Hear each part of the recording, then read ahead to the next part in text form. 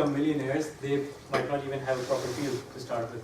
So, but they still managed to end up with that, having the same powers, following the same laws. And surprisingly, this power of attraction, or not surprisingly, this has been talked about throughout the ages. It has been part of the major religions. They talk about it in one way or the other. If you think, great thinkers, for example, Socrates or Plato, or you talk about Leonardo da Vinci, you talk about Shakespeare, they've all communicated this in one way or the other in their arts or in whatever they do. So the question is, how do you actually do it? So by this point in time, you might be thinking that I'm talking about something very crazy, but then I would actually ask you, why do you think stuff like the following happen? Let's say I buy a new car, right? And I rarely see that car around, but I'm like, all right, this car is fantastic, and it's very rare as well. And as soon as I buy the car, all of a sudden, the road is flooded with that car.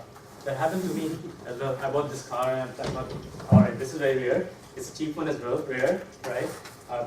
Probably more people are going to notice it. But as soon as I bought it, the same color, the same model, I could see all over Melbourne. I'm like, why is that happening?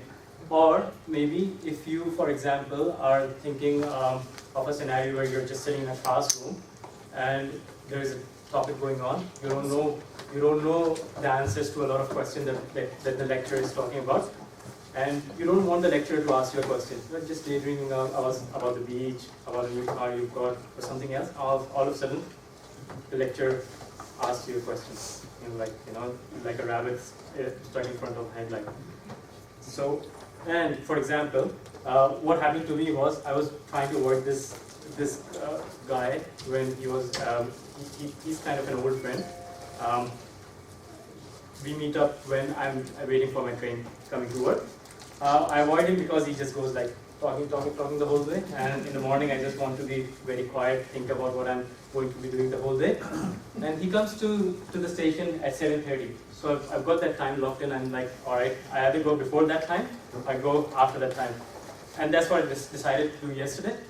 I came up to the station 8 o'clock, surely he can't be there, and he was not there. Just strolling around, and what do you know, all of a sudden, he walks right there. And I try to look around, try to find escape route, can't find any. And there goes my whole day again. So why do these things keep on happening over and over again? So why is it that something you think about, something you don't want to happen, happens every time, more often than not? So basic law, what is it? Like attracts like, right? So whatever you're thinking, you're going to get those thinking, the same thoughts back again. If you're thinking positively, you're going to get positive thoughts back. If you're thinking negatively, you're going to get the negative thoughts back. So just as a side note, make your good thoughts the dominant ones. Make sure you keep getting those good thoughts flowing, coming up as you spend your day throughout. So imagine this. All of us would have heard the comments saying, all right, they seem to have gone off the wrong side of the bed today. Why does that happen? Because it seems like as soon as you have something bad happen to you in the morning, your whole day just goes down the drain, because you start thinking negatively, and then you start attracting negative thoughts to yourself, and they just keep on piling and piling and piling. And as soon as you start off negatively, or start off on the wrong foot, your whole day is gone. All right, so the theory behind this is thoughts are the magnet and you are the transmission center. Your thoughts have a particular frequency, whatever is sent out comes back to you. So keep that in mind, whatever thoughts you emit come back to you on the same frequency. Positive thoughts, positive frequency, they come back to you positively. Sometimes, or most of the times, what has happened is if you are not happy with someone, if you absolutely hate someone, there is a high chance that the feeling is mutual. Why? Because they're receiving the same frequency of you and just bouncing it back to you as well. So if you think something negatively about someone, trust me, they're thinking negatively about you as well. So if you keep that in mind, our thoughts are the frequencies, and we communicate via our frequencies. So, yeah, but there are exceptions to these rules. This law doesn't affect the negative keywords. So what do I mean by that? I don't want to spill my coffee. you send out this frequency, right? But what happens is the universe interprets it as this. I want to spill my coffee. So if you keep on saying that I don't want to spill my coffee, you'll end up doing that. I don't want to lose my job. Come on, you end up doing exactly that the next day or pretty soon. And the same goes on for everything. I don't want to drop that catch, and trust me, people who drop catches, people who are familiar with cricket, people who are continuously dropping catches, that's what they're thinking about. Happens to me all the time as well. Raj? You can imagine I'm not a very good cricketer at this point in time. Well, England are doing pretty well so far against Pakistan, so not bad, I would say.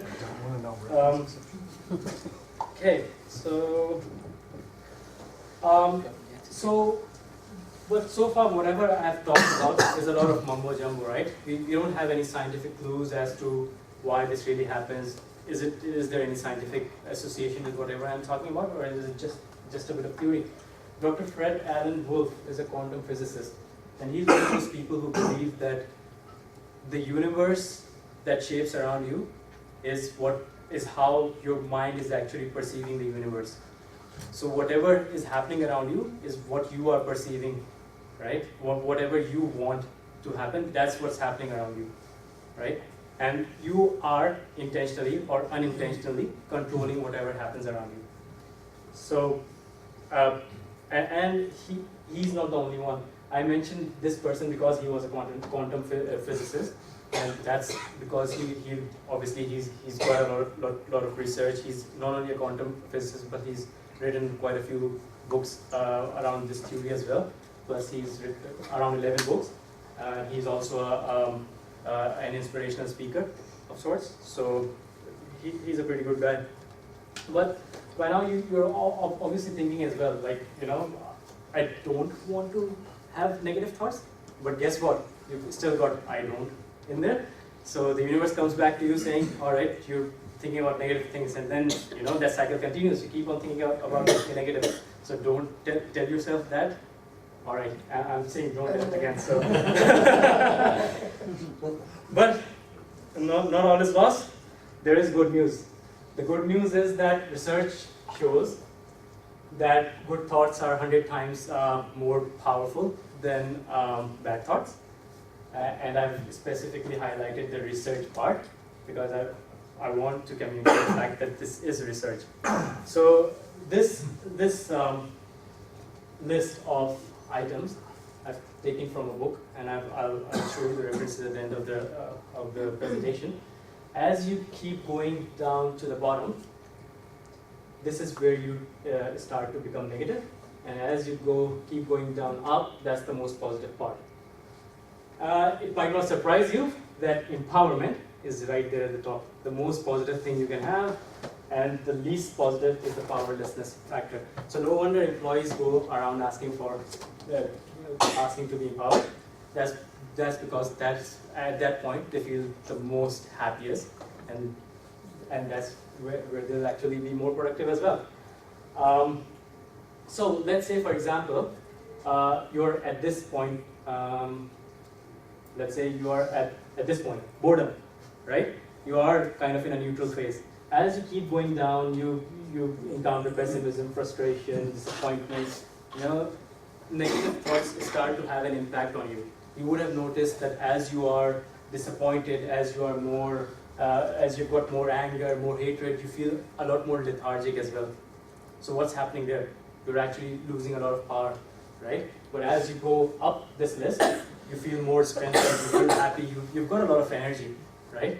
So that kind of indicates to me that, it's as you keep going up, you're more powerful, right? You've got a lot more strength, and hence there is a lot more power in positive thoughts, right? So whenever you've got a negative thought, don't worry, it's not going to impact you straight away. It's going to take its time, and you've got that time where you can actually generate positive thoughts and improve whatever manifests itself out there. All right, so I've got a few assessment tools, and excuse the yellow font. So I've got an assessment tool. So how do you actually find out if your thinking is bad or good? So I've got a tool for that. It's called emotions and feelings. So as soon as you want to decide what you are actually thinking, whether you've got negative or positive thoughts, look at your emotions or feelings. If you are feeling good, that to you indicates that you're sending out positive frequencies out to the universe. And if you are not feeling good, then that's negative, right? Okay, so that's one tool you can use. Then there's another manipulating tool that you can actually use to adjust those frequencies. It's something that's called secret shifters. By secret shifters, I mean that all of us have something in mind that always keeps us happy.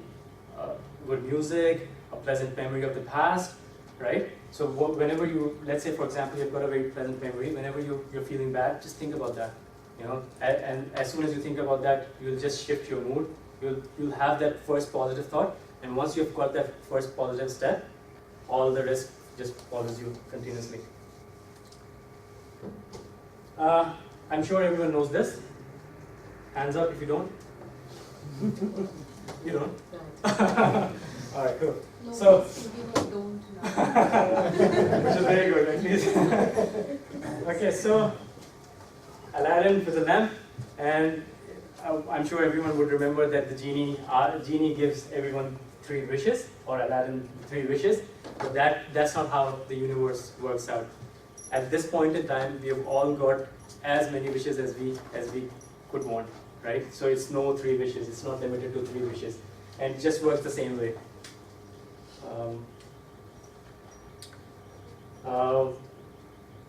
Anyone read this book? Pretty popular, Alchemist? Alright, so one of the authors, and when you want something, all the universe conspires in helping you to achieve it. Why did he actually say that? That's because once you start to want something, and by want I mean really want it, then you actually make an effort to get things, right? So this is something that people have been communicating throughout with everyone through their writings as well. And this is a very, very popular book. If someone comes across this, it's a very good read. So how do you get what you want? This is something that's called the creative process, right? And as I said before as well, all the major religions have this in one form or the other. So we already know that this is someone out there has actually specified what we need to do in order to get what we want. So the first step in having that is know what you want. Obviously, that's very obvious. You have to know what you want, right? And to know, yeah, that's very obvious. So I won't go deeper into that. Then the second step is believe that you already have it. Once you start believing that you already have it, you will have those feelings, those positive feelings that you've already got something, right? Once those feelings start to flow through you, you will just keep on racking up those positive frequency that goes out to the universe saying, all right, I've already had it. And then the third step is just the corollary of that. Imagine receiving it. You're just receiving it now. Imagine how it will feel. You need a new car, go and test drive it. See how it feels. See how it will feel when you've actually owned it.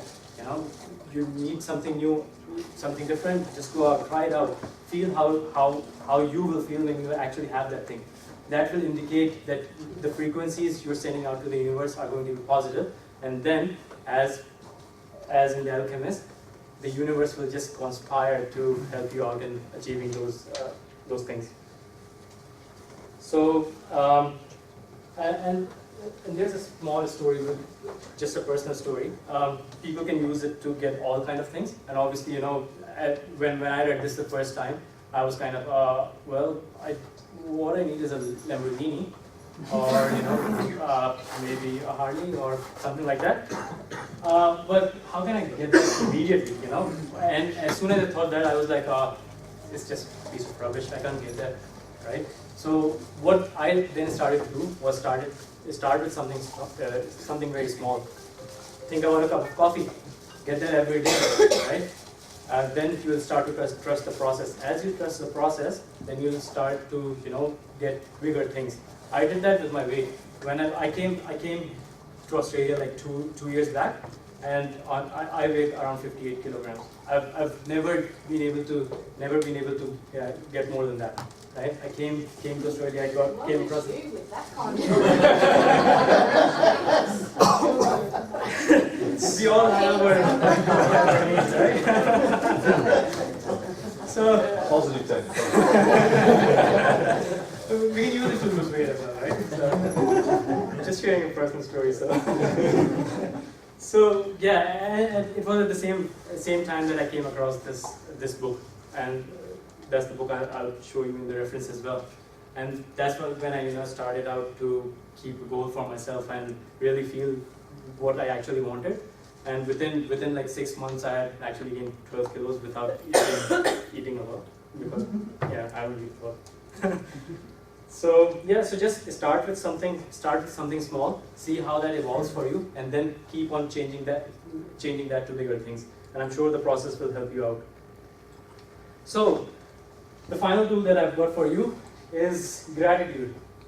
Once again, if you've got gratitude, that is you're happy about the things that you currently have, guess what? You're still sending out positive vibes to the universe. And then the universe is going to just keep on responding with more positive frequency for you. So, use this manipulating tool to help you out with getting more out of your positive life. And so that is it from me. I would have thought that it would have gone a lot longer, but that is it. Of presentation. So You weren't thinking you wanted to be sacked, were you? So that's just a starter of what you can pretty much achieve from your life. You can go out there, start implementing this right away, see if it works for you. I'm sure it will, because it's worked for me so far. And when you go to your desks, you've got two options. Either use this or this, or a Ferrari. A Lamborghini, it was a Lamborghini. And you can send me the feedback at this email address. If anyone's more interested in this topic, I've got this book with me, which is awesome, and I'll be happy to lend it out to you. And You should not share it. well, I want all of you to be happy, right? Getting longer. Sorry? The references are getting longer. And the emotional grading scale, I got it from this book, Asked and It Is Given, which is a pretty interesting read as well. So I'll be happy with your feedback. We'll be happy to lend this out to you. And that's it from me. Thank you very much.